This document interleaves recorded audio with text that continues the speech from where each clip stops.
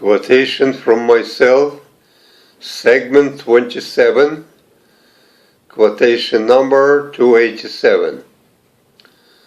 Some members of ethnic and racial minorities often turn themselves into ridiculous caricature when trying, albeit rather selectively, to live up to their supposedly positive or at least flattering ethnic and racial stereotypes, like Latin lover or Jewish comedian, for example, while others present a pathetic spectacle trying to deny their ethnic origin and claiming membership in the dominant majority. Unfortunately, the one thing neither of them seems to be capable of doing is to behave naturally. That is, to be just themselves. Number 288. Very often, to find oneself means simply to finally admit, to accept who one really was, is, and always will be. 289. Time of uncertainty and insecurity usually happen to be also the times of the most open and creative social discourse. 290. One seldom fails to gain by appealing to human vanity. 291. While wisdom can be either a tool of creativity or a weapon of destruction, depending on who is wielding it and under what circumstances, mediocrity remains the most reliable means of assuring preservation and stability. 292. There has never been, nor ever will be, a great prophet or a great teacher without the devoted disciples and followers. And one who aspires to be such a prophet or a teacher should pay as much attention to cultivating them as to truths of his prophecy and teaching. For it is they, the disciples and the followers, who confirm and perpetuate his greatness by repeating and developing his ideas and transmitting them to the hundreds and thousands or even millions of people who would never otherwise know who he was, not what he prophesied and taught. 293.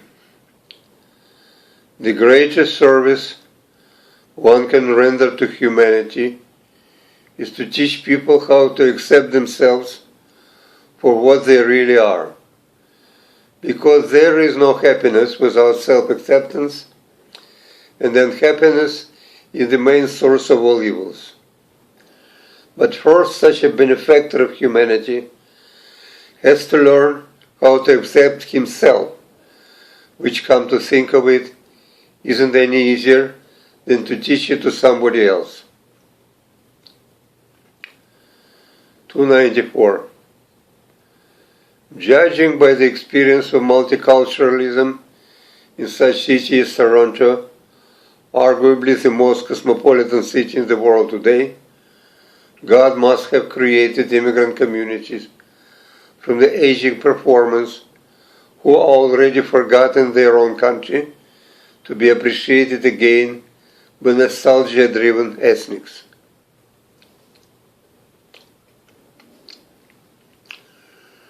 295. Money do make people independent, that is, independent of others, for the satisfaction of their material wants. However, such financial dependence can and often does lead to the creation in their mind of a false notion that they could be equally independent in satisfying their spiritual needs as well. The falsity of this notion is attested by the well-known and widely accepted as true phenomenon of the rich feeling quite often more lonely than the poor. We're all actually aware of our material requirements, but our knowledge of our spiritual necessity is, at best, rather vague.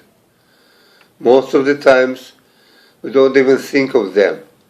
Yet it is the absence of this knowledge that makes us unhappy, since we cannot satisfy the need we know so little about. Some, in order to deny this unhappiness, go to such an extreme as to claim that the only real needs are the material ones. But even they can never succeed in believing this claim for long. 296. The longer we live, the more death is ceasing to be an abstraction and is turning into reality. 297. Being himself a slave on an idea that good is not only morally, but also logically better than evil, it is no wonder that Plato reduces all other things to their respective ideas, apparently believing that if he is driven by an idea, everything else must be as well. In order to find such specific ideas, he regards every material or spiritual manifestation of life as if it were a cabbage head, and then by peeling off one leaf after another, try to uncover the essential inside of it, looking for the beginning, for something analogous to what we call now genetic code, chromosome, etc. Yet even now we still don't know where had the gene come from. 298. A Jew is born already guilty and then spends most of his life trying to prove his innocence.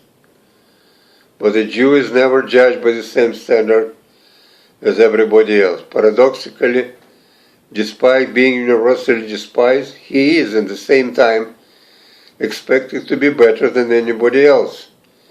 Yet to achieve this, a Jew must lead such a consistently exemplary life that only very few ever succeed.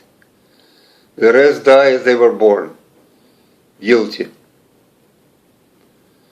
299. The first and the most damaging thing a woman can do to a man is to marry him for any other reason rather than for loving him. 300. As far as I know, there is no such thing as a rightly lived life. There are only different variations of the wrongly lived lives. 301. In a marriage, like in any other human relations, but only more so, the unhappiness is caused mainly by the necessity, in order to maintain these relations, of doing what one doesn't want to do and of not doing what one would like to do. 302. There are essentially two types of suicide. The first could be described as active and quick, if successful of course. The second as passive and slow. It is the first type, the most obvious one, which is usually committed with the help of a gun, razor blade, poison, etc., that is generally recognized as suicide. Yet the overwhelming majority of those who, being tired of living, are neither able nor willing to cope anymore with everyday existence, lack the necessary resolve, the courage to end it quickly and in such a brutal manner. And so they choose, without being aware of it, the second type of suicide, the passive and slow one.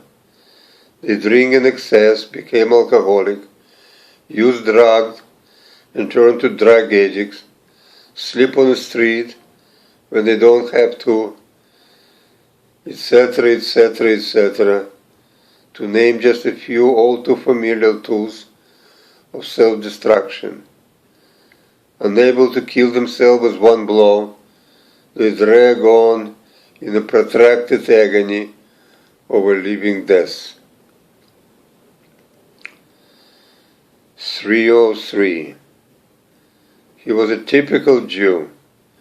His language, his culture, even his manners and tastes were borrowed from somebody else. Only the pain, the authentic Jewish pain, was his own.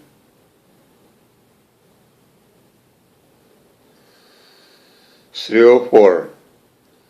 For many modern artists, art is an acronym for antithesis to rational thinking.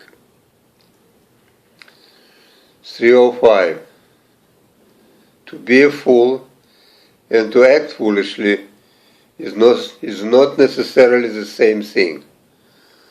For while a fool acts foolishly because of what he is, the intelligent people also act foolishly, sometimes being forced against their best judgment to do so by others or by circumstances.